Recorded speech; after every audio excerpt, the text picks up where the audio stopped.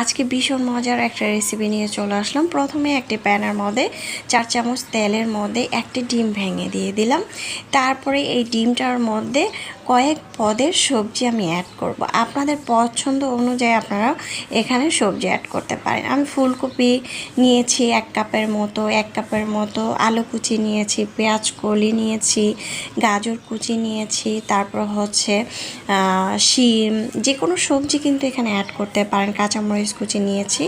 এখন এগুলো একটু ভেজে নেব। সামান্য একটু লবণ আর হচ্ছে সামান্য কালো গোলমরিচের গুঁড়া বা সাদা গোলমরিচের গুঁড়া অ্যাড করতে পারেন, সয়া সস অ্যাড করতে পারেন। এখন দিয়ে দিচ্ছি ম্যাগি নুডলস অথবা কোকোলা নুডলস। আমি এখানে কোকোলা নুডলস অ্যাড করেছি।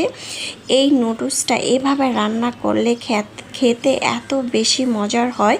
একটু ভেজে নিয়েছি সবজির মধ্যে, তারপরে দিয়ে দিচ্ছি পানি।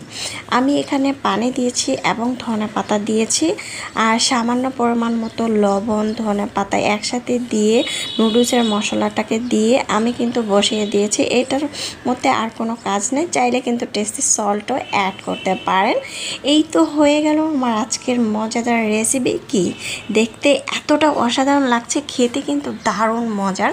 বাসার সবাই চেটেপুটে খেয়ে নেবে। আর এই রেসিপিটা এত বেশি মজার, একবার হলো বাসায় এভাবে তৈরি করে খেয়ে দেখবেন, খেতে কিন্তু দারুণ হয়েছিল। আর আমার বাসায় তো বাচ্চা থেকে বড় সবাই অনেক বেশি পছন্দ করে। যাই হোক, আলহামদুলিল্লাহ আমি কিন্তু মটরশুঁটিও এখানে অ্যাড করেছি।